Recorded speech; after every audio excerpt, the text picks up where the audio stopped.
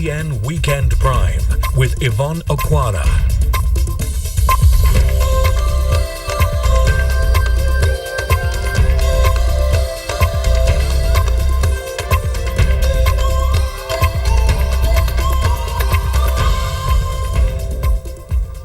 A very good evening to you. Welcome to KTN Weekend Prime. So many thanks for joining us on the 17th day of November. The year is going by really fast. There's just 44 days left in the year 2013.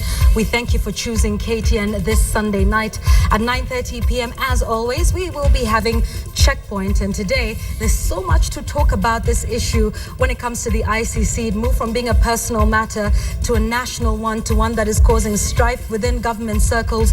All of this will be discussed, as well as what happens next for the Kenyan government, for the two standing trial at The Hague, and indeed for the African Union as well. Professor Kisiangani, Moses Kuria, and David Kikaya, who's an international relations expert at USI. You will be joining us from 9:30.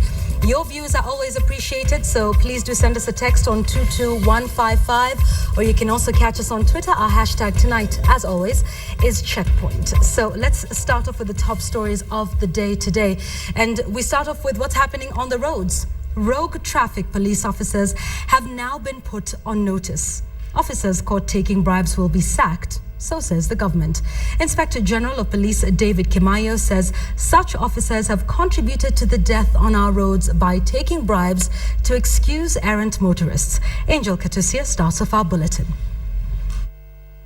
I got an accident 14 years ago. Winnie Mugure's story mirrors that of many victims of road carnage. She was then a university student. Her dreams were big. They were cut short. For about 4 years, I couldn't even leave my bed. And then, since then, of course, life has changed a lot. It's not been possible to do most things that I had aspired to do. Her treatment took years. She endured several surgeries. Her spinal cord was seriously injured during the accident. At the end of it, Winnie was able to get back to her life, but on a wheelchair. Winnie is a representative of thousands of accident victims living with permanent accident effects. Statistics indicate that 3,000 people have been killed in road accidents so far this year, and an estimated 9,000 injured. The statistics are actually human faces. They're not just numbers. Cabinet Secretary in the Ministry of Transport, Michael Kamau, has issued a stern warning to corrupt traffic officers, arguing that traffic offenders always escape the law by bribing the officers. He did not spare motorists as he called on the police officers to enforce the traffic rules. When the salt loses its taste, it is useless. It should be thrown out to be trodden under the feet of men, because it's useless. Within government, this is what we are doing. You know that we changed our motor vehicle inspectors. Why are we in a rush? Why are we in a rush? Why are we after money? And this money is concluded to be blood money. In recent months, the country has witnessed a series of tragic accidents. In August, 41 people died in a road accident in Tulele in Narok, Nairobi Highway.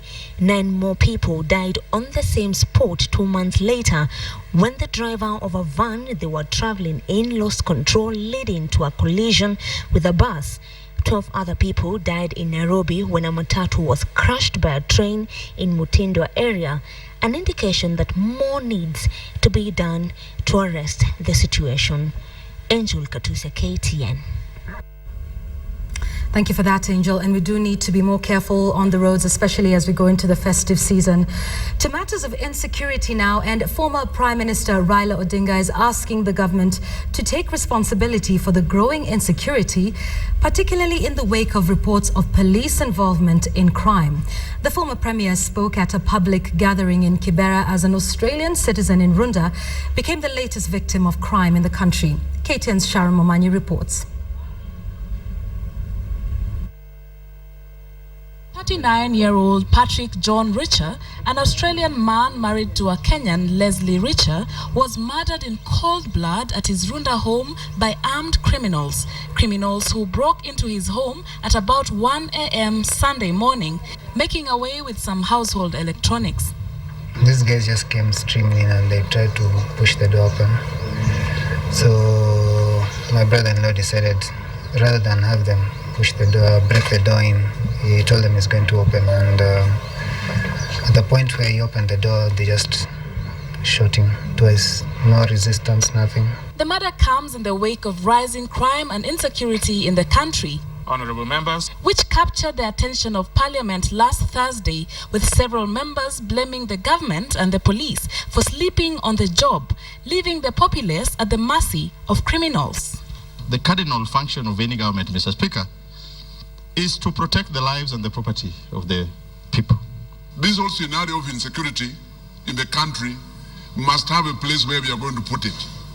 Is it going to be at the desk of the IG? Is it going to be at the desk of His Excellency the President? Who is going to take responsibility? And today, former Prime Minister Raila Odinga,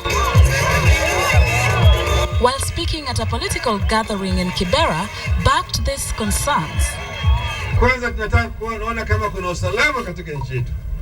Kama wawezi wajiuzulu watoke. There is also a worrying trend of police officers turning from protector to enemy of the people, as seen in recent criminal incidents. At Kiamaiko Market last Thursday, an ex-administration police officer was among 4 suspects arrested while on a mission to rob a bank. 2 suspects, one who was shot dead and another who escaped during a shootout at Mudhangari last week, are also said to be former officers. The 2 engaged police in a 5-hour gun battle that saw Mudhangari Police Station OCS sustain gunshot injuries in operation. This as 3 soldiers were last week arraigned before a Kibera court on charges of robbery with violence.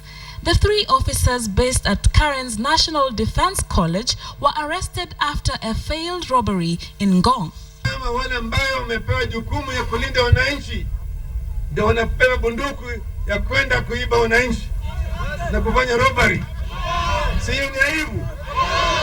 And even as politicians express concerns over this trend, it is Kenyans who bear the ultimate burden, raising the questions: are we really safe? And who is meant to protect us? Sharon Momanyi, KTN. Members of county assemblies have rejected a pay deal by the Salaries and Remuneration Commission. They say the agreement announced last week involved a splinter group at the exclusion of the other members. Speaking in Naivasha, the MCAs said they are demanding a salary increase and not a raise in allowances. Sarah Serem is trying to play games on the lives of the members. She has deceived this nation several times, and the people of Kenya are totally tired of her lies. She has said yesterday that the members are earning 185,000. These are allowances. I think if you ask everyone, people live on their salaries. They don't live on their allowances. And what I can tell Kenyans today is, categorically, I can even produce my pay slip for last month. What we are earning is not 185, it is paltry 79,000 gross. And after tax, that goes to 61,000. Yeah. What I wanted to categorically state is that we are not ready and we are not accepting the demands put forward by Sarah Serem yesterday. Whatever she was up to, then she will just tell Kenyans on her own. We are not going to resume up until our demands are fully met. And I think the issue of our remuneration should not be played politics, because it's a serious issue, it's a genuine issue. We, the members of the county assembly, are not just asking for a better pay so that we can have money in our pockets. But it's because we want to perform our duties in such an effective and inefficient way so that we will be able to deliver services to Mwananchi. Let's move now to a story that has been hitting the headlines since Friday, and it's all about the ICC now. And the fate of President Uhuru Kenyatta and Deputy President William Ruto now lies with the Assembly of State Parties to the Rome Statute, which form the International Criminal Court. Now, with a crucial meeting set to begin this Wednesday, the question now is, what next for Kenya? KTN's political editor Ben Kitili digs deeper.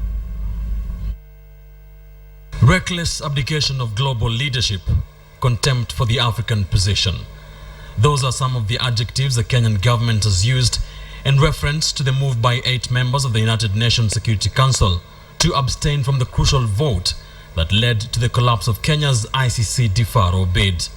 We now can say we have genuine, legitimate, consistent friends.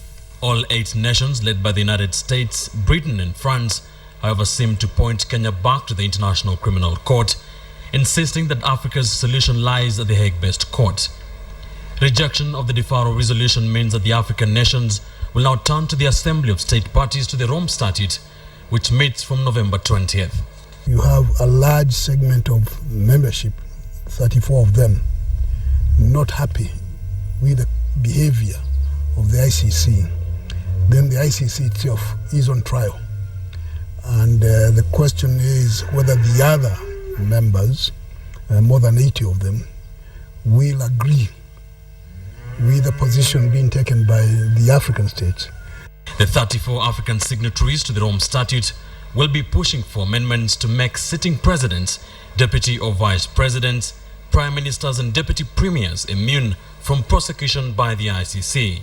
Convincing other member states to support such amendments will be no mean feat, but analysts say that it is possible. Assuming the African states stick together and they persuade, let's say, another 13 to agree with them, then it's most likely that there will be serious restructuring of the ICC.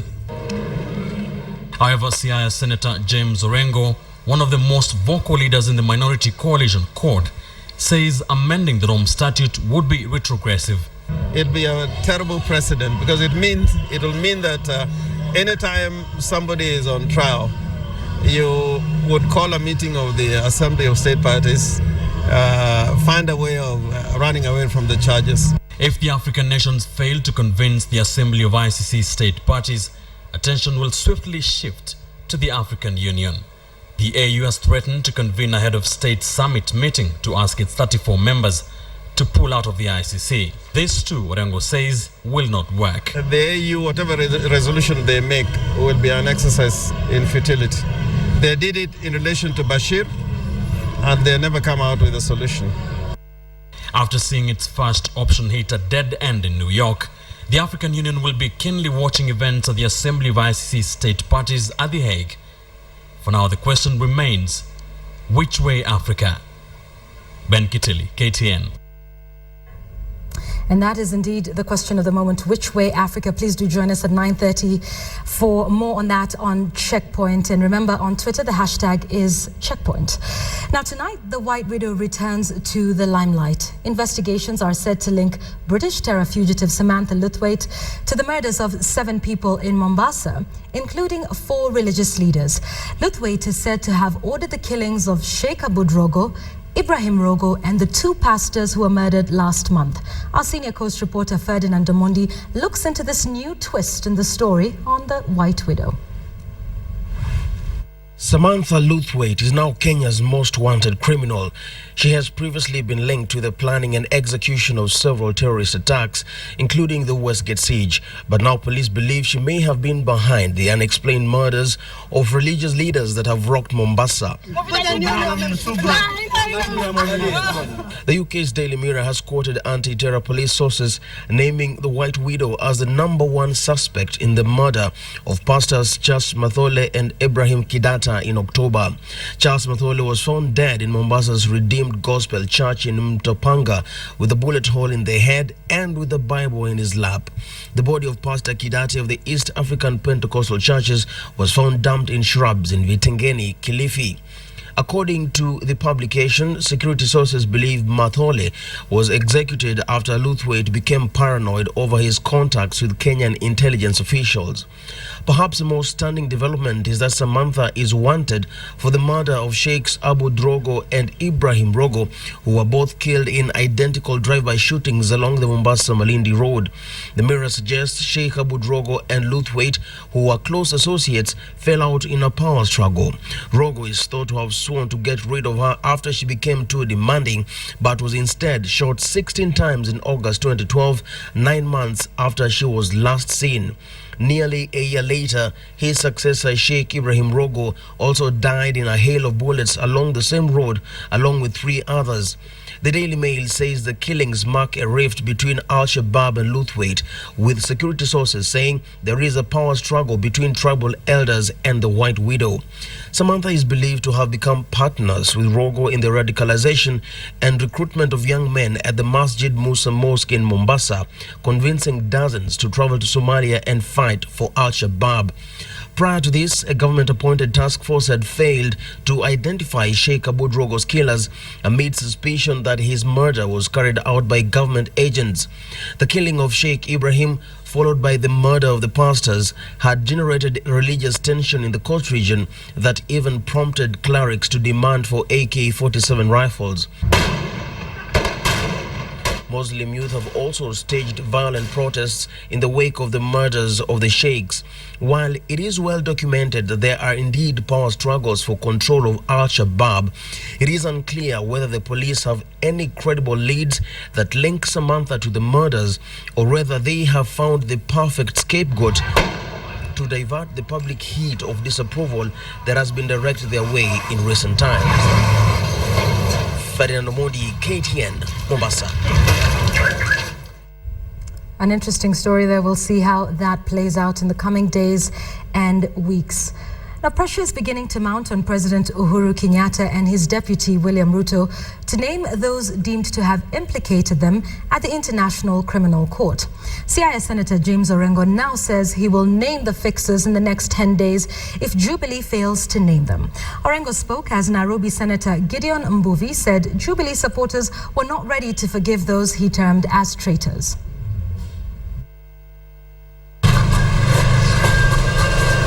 It was Kericho Senator Charles Keter who kicked off the storm over who implicated President Uhuru Kenyatta and Deputy President William Ruto at The Hague. The president and his deputy have steered clear of the issue, but it won't rest just yet. In Kibera, where court leader Raila Odinga addressed a rally, kuna watu walitoa propaganda. Wakaanza kusema Raila ndio ametupeleka sijui wapi, ametupeleka wapi. Sasa ukweli unatokea. And pressure is beginning to mount on the president to name and sack those deemed to have fixed him and his deputy.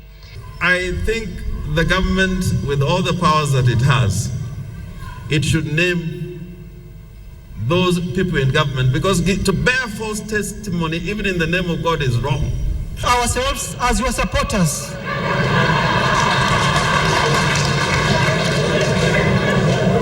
We will never ever forgive them.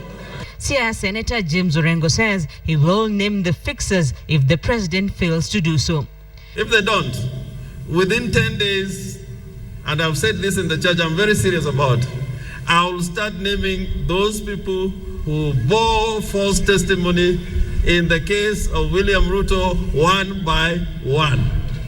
In Kikuyu constituency, several leaders who attended the funds drive in aid of the Kikuyu Constituency Education Foundation told of the West over the move to reject the deferral of Kenyan cases at the ICC.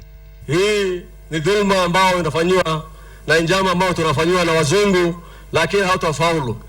Wakasema terrorism is not a big issue. Sisi tumeona kwamba kama wanasema hivyo, na hii vita ambayo tunapigana ni yao, sio vita yetu. Sisi hatuna shida na majirani wetu. We want our troops back in Kenya tomorrow.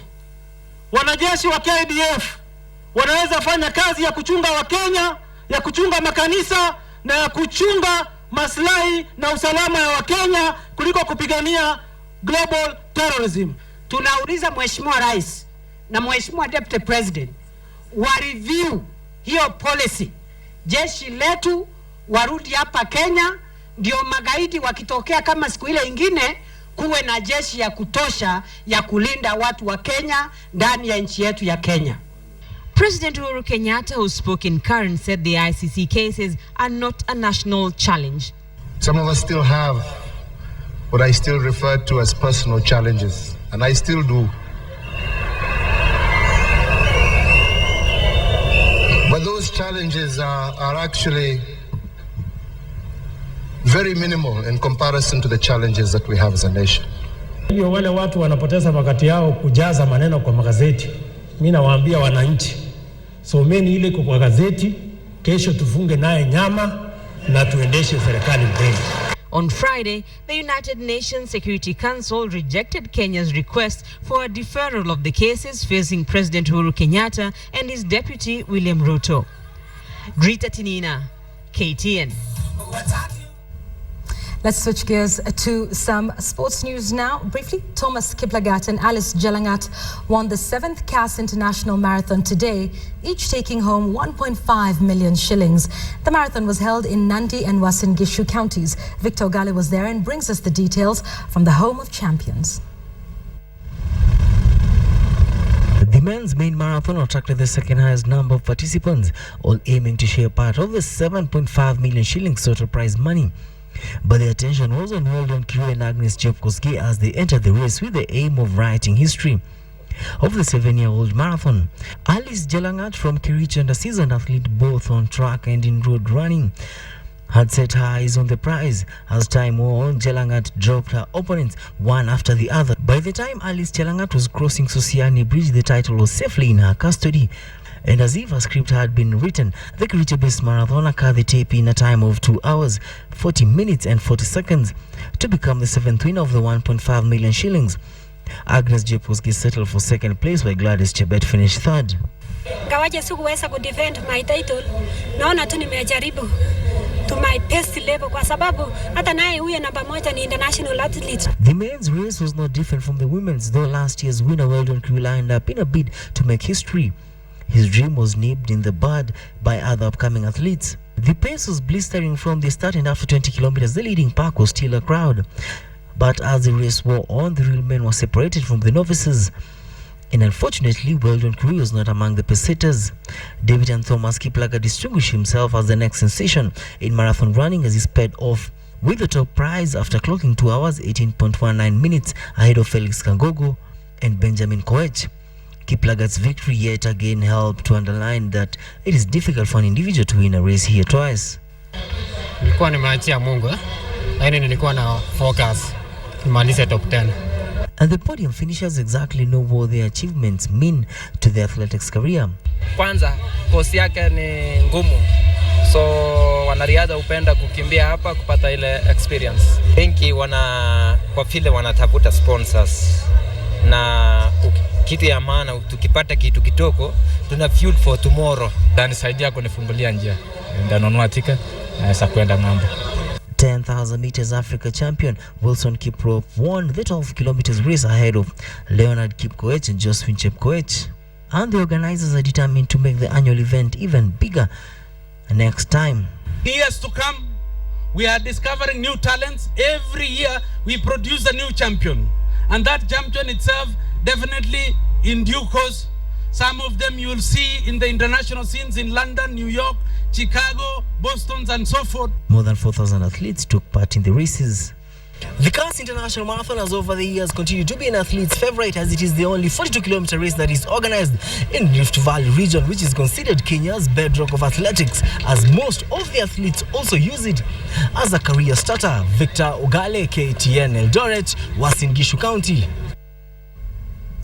To environmental matters now, and Mumias is one of the country's sugar belts and home to thousands of sugarcane farmers. Some farmers, however, have abandoned sugarcane altogether for other crops due to low productivity. Now, research attributes the low performance on loss of fertility, long-term monocultural land utilization, and use of fertilizers. But some farmers are trying to breathe life into soils in their shambas and reduce what scientists term as the impact of climate change. On EcoJournal tonight, Rita Tinina reports on the efforts of one farmer who has embraced organic organic farming.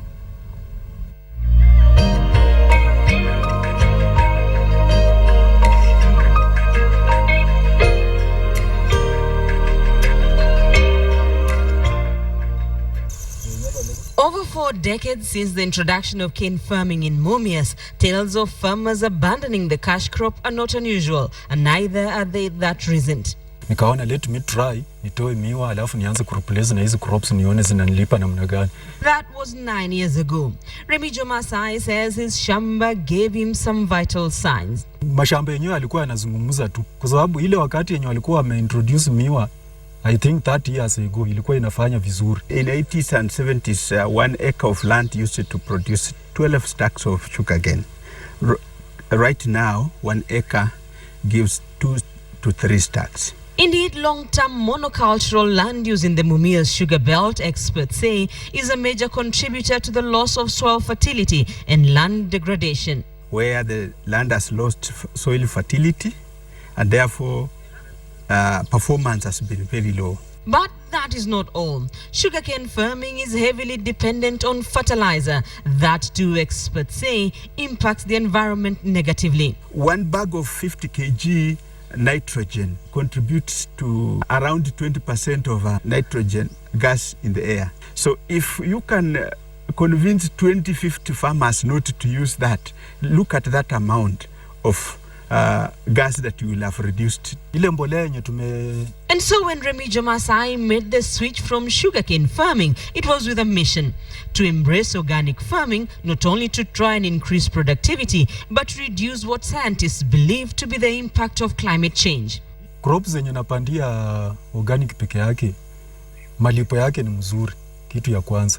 Alafu tena ukiangalia for example kama horticulture, ukipanda nyanya alafu usitumie chemicals, hata customers wenye wanakuja kununua nyanya wanakuambia zinakaa muda mrefu kwa soko, haziozi haraka. It is harvest time for cassavas, but the sweet potatoes, it appears, will also give him a good harvest. And for now, he has nothing to worry about the rice, maize, nuts, indigenous vegetables and tomatoes.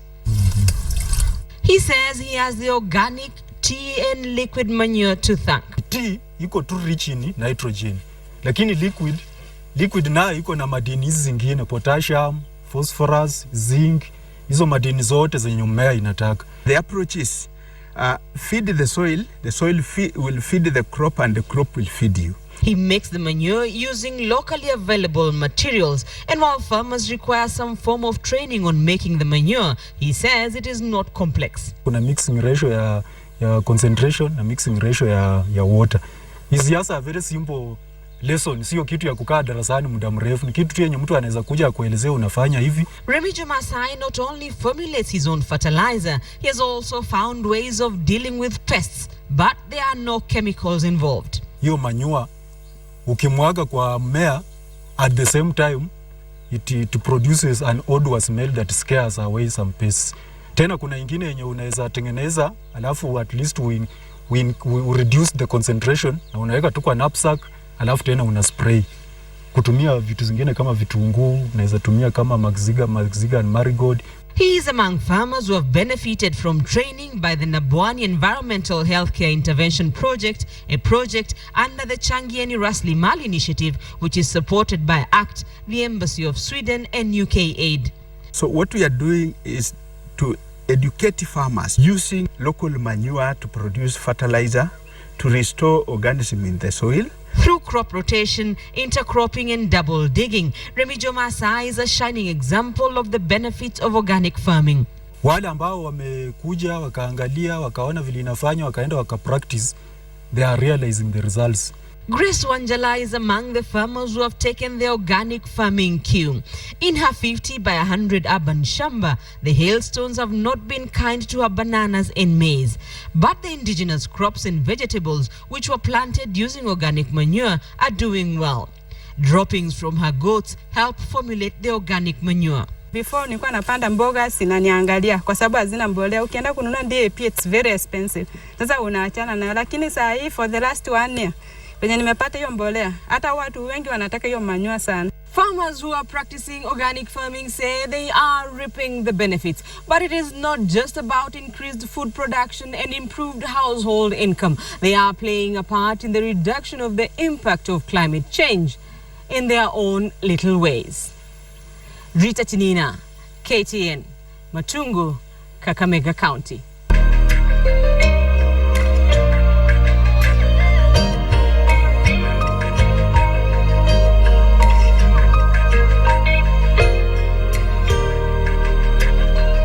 Now, land ownership is an intricate puzzle that has dogged the Kenyan leadership since independence. With squatters strewn across the country and endless battles over who owns what land, it is with a shadow hanging over Kenya's head that we are set to commemorate 50 years of independence. Ferdinand Omondi traces the root of this stubborn problem on our series Kenya at 50.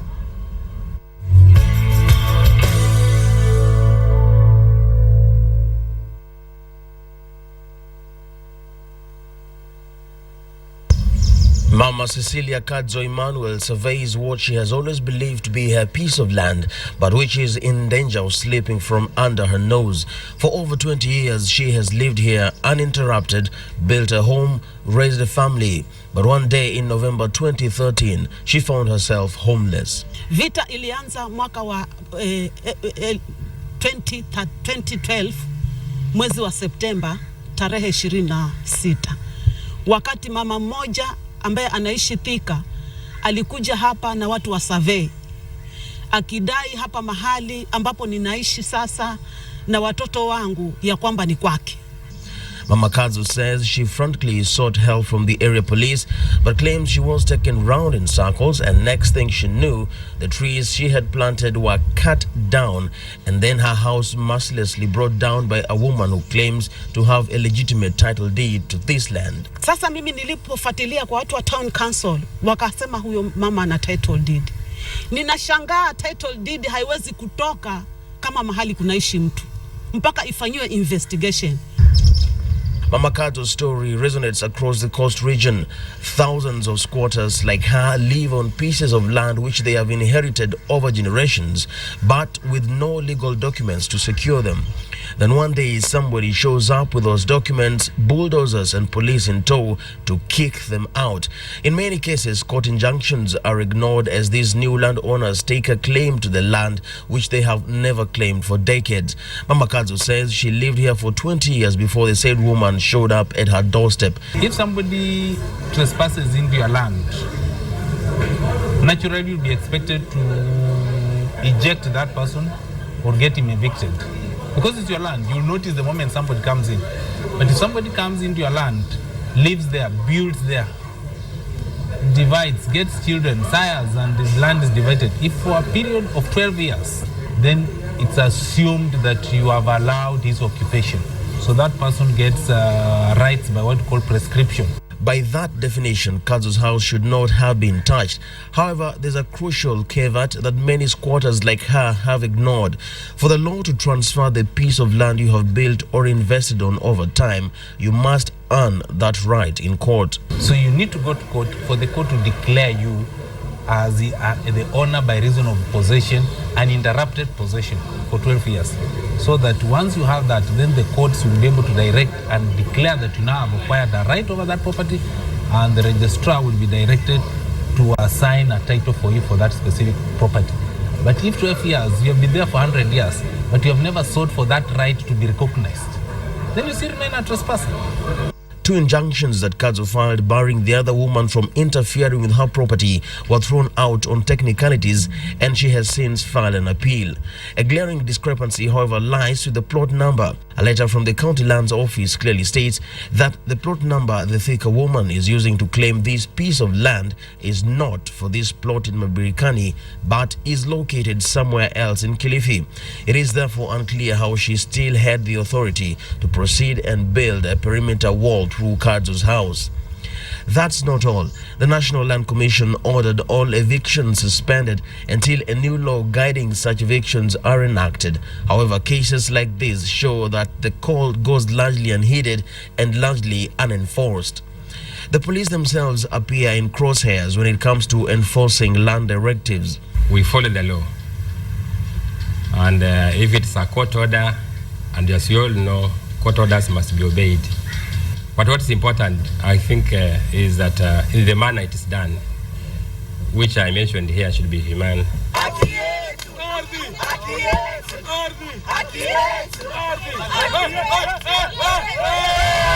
The National Land Commission faces an uphill task adjudicating land in Kenya, especially in the coast region. Many are plots with multiple title deeds or whose original title deeds are untraceable. The genesis of the problems date back as far as pre-independence, including redistribution of the coastal strip surrendered by the Sultan of Zanzibar and the vast tracts that were known as Crown Land. Historians have faulted the system for dishing land to powerful political cronies and families at the expense of the natives. Tunaumia tunapoona watu wetu wanaonewa na sheria ipo lakini inarukwa kwa sababu mtu ana watu either powerful aliokuwa connected now ama na njia zake azijuazo mwenyewe. Swala hili litaleta umwagikaji wa damu hapa pwani.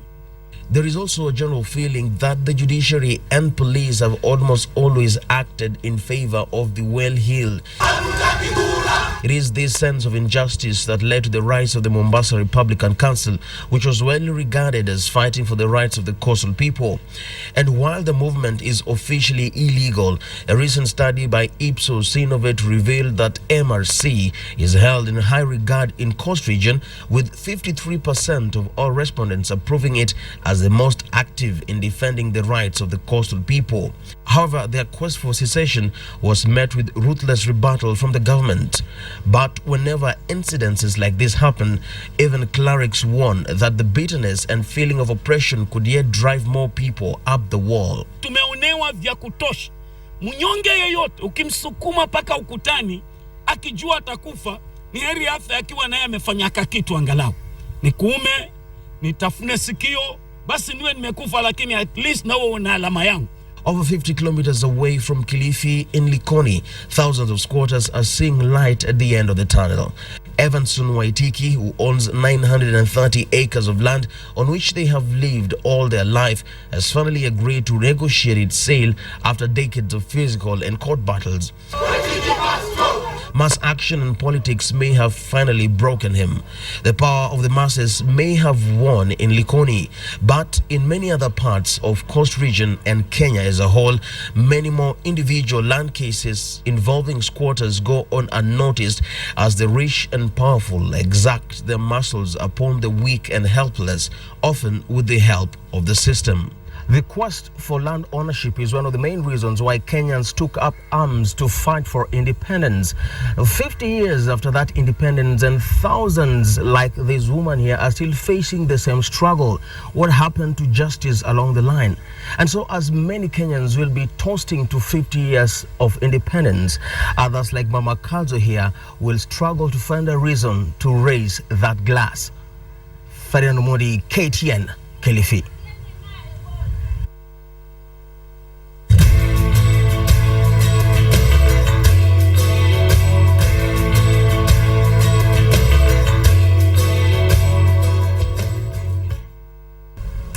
Get into sports news now. And activities in Nandi and Uasin Gishu counties came to near standstill today as hundreds of athletics fans lined up the route to cheer the over 4,000 athletes who competed during the 7th edition of the KASS International Marathon.